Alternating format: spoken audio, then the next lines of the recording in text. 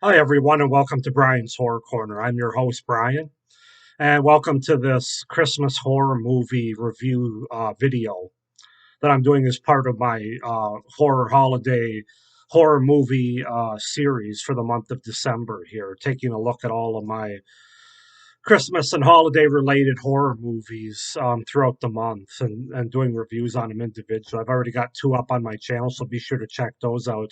The next one that we're going to take a look at today is the original Silent Night, Deadly Night from 1984. So yeah, I'm fortunate enough to have it on, to have the collector's edition from Scream Factory here. Um, it includes both the theatrical and the unrated version. I watched the unrated version to prepare for this video review.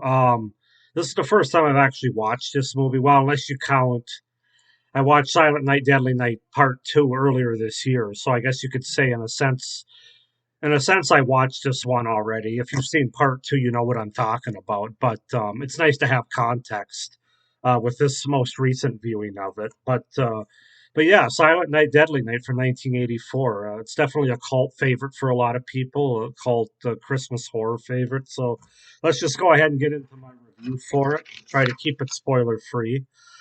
So, Silent Night, Deadly Night's a 1984 American psychological slasher film directed by Charles E. Cellular, Cellier Jr. and starring Robert Brian Wilson, Lillian Chauvin, Gilmer McCormick, Tony Nero, Linnea Quigley, Brett Leach, and Leo Getter. The story concerns a young man named Billy who suffers from post traumatic stress over witnessing his parents' murder on Christmas Eve by a man disguised as Santa Claus and his subsequent upbringing in an abusive Catholic orphanage.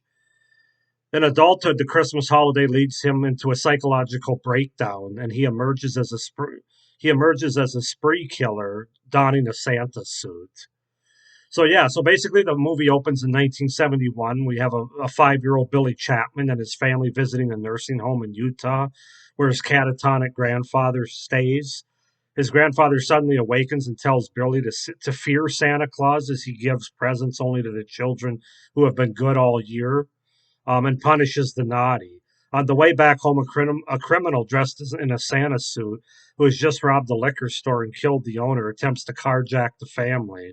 As Billy's father tries to drive away, the criminal shoots the father dead, attempts to rape Billy's mother, and slashes her throat with a switchblade.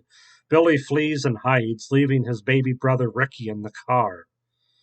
3 years later, in 1974, 8-year-old Billy and 4-year-old Ricky are celebrating Christmas in an orphanage run by Mother Superior, a strict disciplinarian who strikes children who misbehave and considers punishment to be a good thing. Sister Margaret, who sympathizes with the children, tries to help Billy, but he is regularly punished. On Christmas, the orphanage invites a man in a Santa Claus suit to visit the children. Billy punches the man before fleeing to his room in horror. And then it cuts, we have another time jump to 1984, which is current times. So Billy would be, he'd be about 18. I think he's 18, it's mentioned. And so Billy would be, his brother Ricky would be 14, and that's kind of where the rest of the movie takes place, like the second half, I would say. And the movie kind of goes from there. So yeah, that's basically the setup and the premise. Cast wise, I mentioned it before, but Robert Brian Wilson plays Billy Chapman at 18. Alex Burton plays Ricky Chapman at 14. Lillian Chauvin plays Mother Superior. Gilmer McCormick plays Sister Margaret. Tony Nero plays Pamela. Britt Leach plays Mr. Sims. Nancy Borgenicht as Mrs. Randall. Um, Head Redford as Captain Richards, and Linnea Quigley as Denise. And that name probably sounds familiar to a lot of horror fans, especially from the 80s. Linnea Quigley seems to be in a lot of 80s horror movies, and she's really good in this one. Not necessarily acting wise. So yeah, so let's just get into the review of this movie. So yeah, like I said, it was a first time watch for me, and I will say that overall I enjoyed this movie more than I didn't. But I will say that it's definitely not a perfect movie. I wouldn't put it in the same category as like Black Christmas from '74. but it is better than it isn't. I mean, I did enjoy it, a lot of aspects of it. So let's just go ahead and get into it. So when you start with the pros, you got to start with the thing that really stood out to me that you don't often get in slasher movies, and that's sort of the character development, the psychology, and the journey that the movie takes us on regarding this one character is known as Billy, who is the main character. It's a really interesting character development in terms of what trauma can do to someone, what someone learns, and what having certain fears can bring out in someone ultimately. I just thought it was very interesting and a very effective character study. And again, a lot of slashers, especially from the 80s, but really slashers, period, we don't get that kind of character psychology or character development. Um, just that, yeah, just sort of that to actually have that much focused on the character. And I would say the first half of this movie does that. I mean, I would say the first half of the movie, he's either playing five or eight, and then the second half of the movie is when he's 18. So there's a lot of build up and explanation for what gets us to that point. You don't often get that in slasher movies, so I really appreciated that, and that's definitely one of the things that stood out the best about this movie. Also, I really like the music and the score to this movie. It's a very slasher type of sound and score in the movie. A sense of dread in the music and the music cues. Very effective for this movie. The kills are pretty good as well. There are a lot of them too, from beginning to end. Not all of them by Billy, obviously, but it's a nice variety of kills. Not everybody's just killed the same way. Um, so yeah, in terms of creativity as well as brutality, some of the kills are really good. Some of them you get some gore and blood. It's not overly gory or anything, but they certainly didn't shy away from it either. One death in particular, later in the movie, where somebody's sliding down a certain hill. Um, I also really like the scene in the storeroom where Billy finally snaps, and it's very effective. I thought they did a really good job with that. It's very effective with the flashbacks, his facial images and looks, and the music that they use all at the same time. It really kind of, as an audience, we kind of feel what he's about to do, and it's a really good buildup of suspense. And we know it's not going to end well for the other people that are around him in that store. So that scene really stood out to me as very much a positive. I think the movie has pretty good pacing overall. It never really gets slow or boring to me because the first half of the movie we're seeing what this kid has to go through with his life and everything, getting that character development. And then of course, second half of the movie is him just going batshit crazy and hacking people. So yeah, the movie's got good pacing, never boring. It's got an efficient runtime. It doesn't overstay its welcome.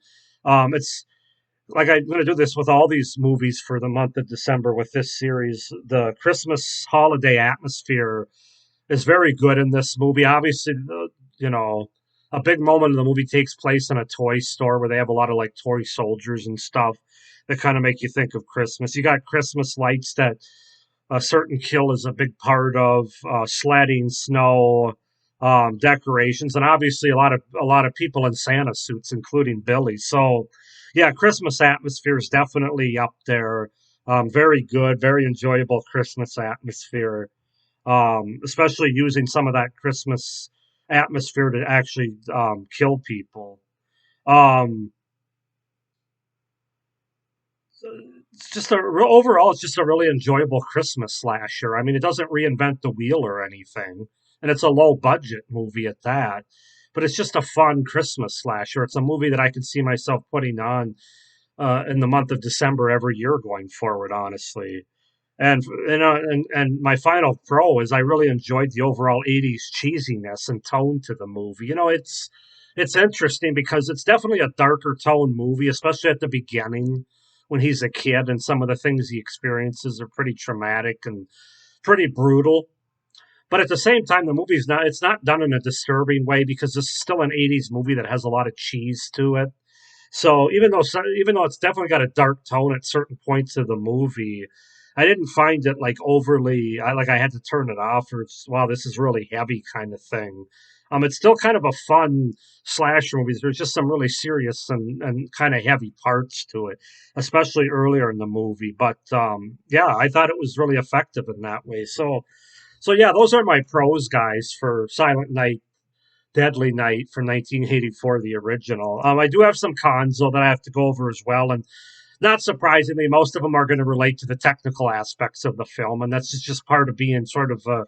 I mean, this is a B horror movie. Let's be honest about it. I mean, it has a cult following as if it's a Hollywood blockbuster kind of A movie, but it was made as a horror B movie, and that certainly stands out in some of the technical aspects. Having the low budget, there's some kind of shaky acting in this movie, low production values, obviously, with like the snow that they use and stuff. And I really don't. My biggest thing to take away, though, negative, is the movie really doesn't look all that great in terms of shots or camera work, in my opinion. Um, Also, pretty poor editing, especially as it relates to the. Excuse me. Sorry about that, guys. I'm still trying to get over a cold. The more I talk, the more I cough. But especially as it relates to the kills in the uncut version, which is the one I watched, I was kind of disappointed because when you get a Scream Factory Collector's Edition and you watch the unrated cut, I just didn't think the editing was all that good when it came to the kills. Yeah, I don't know. It's just like I said, it's a B horror movie, so I kind of have to remember that, not shit on it too much. Um, but yeah, the editing did kind of stand out to me, not in a positive way. And like I said, it's just the way the film looks. It's a B movie, so I'm not gonna harp on the technical things too much. Although I still think they could have spent a little more money on the snow and the imagery there, but that's just me. Another thing, I thought it would have been more effective if Billy didn't just start killing everyone and anyone in the third act, including people that weren't really doing anything wrong. I kind of understand the why that happens and the point of it, but I just thought that he keeps saying naughty and bad, and these phrases that are repeated throughout the movie. Um, but like at one point, he just breaks into a house and he kills a couple and gives the kid like a knife or something as he leaves. That just kind of felt out of place. And then even the inspector, the officer at the end, where they have a nice little suspenseful scene there, he wasn't really doing anything wrong but his job. Now, again, I understand because of what he lived through the first half of the movie, not only with the murder of his parents, but also what he went through with Sister Superior, or Mother Superior, I should say, at that. Um, what was it? An orphanage? I know I already forgot what he said in here. Yeah, in an orphanage run by Mother Superior. So obviously this couple that's having sex in the house that he comes into, he viewed that as because he saw a scene similar to that earlier when he was a kid at 8, taking place. So he considered that to be naughty. So I kind of understand, but I just think that ultimately it would have been more effective if he would have been a little, if things just didn't quite seem so out of place. And again, I understand he had a psychological break, but again, what's the point of naughty and nice if you're just going to kill everybody you run across? So also, the other characters in the movie aren't really that interesting, that well written. The closest to maybe being an okay character is probably Sister Margaret, actually, who kind of watches out for Billy a little bit from the time he's a kid all the way to the end. I mean, she's trying to kind of warn everybody and stuff that he's coming back to the orphanage. And, she had a little bit of I wouldn't say an arc, but a little bit of a character development there. Also, though, how does the store owner and the assistant not know a little bit about Billy's background, where they force him to wear the Santa suit, basically? Given his past, wouldn't have Sister Margaret disclosed at least a little bit of that? Like, this guy, this guy really did not grow up liking Santa Claus, and yeah, I don't know. That's just kind of, maybe she wouldn't have. Maybe she wanted him to have a fair shot at jobs and stuff, but man, I just somebody that witnesses something like that with the trauma that's involved, you would just think there'd be a little bit of explanation, so they weren't forcing a Santa suit on him and cause him to go ape shit. My final con is just kind of personal. Ending was just kind of meh, pretty anticlimactic given the buildup that we got throughout the movie and the suspense. He just gets shot in the back once he walks in the orphanages. And he basically just holds the kid's hand. Now I know he was probably going there to kill Mother Superior. I guess that's the idea, but I don't know. I could have used a little bit more there, I guess. But overall, guys, this is a fun, enjoyable Christmas horror slasher movie. It really is. I can see why it's got such a cult following, despite the fact that it's, from a production standpoint and a technical standpoint, it's a very B horror movies. But the fact that it was made in the 80s kind of saves it with the cheesiness and everything. So overall, I'm going to give this an 8.5 out of 10 as far as a rating goes. I really enjoyed it. I could definitely see this being a yearly watch, just like Black Christmas from '74.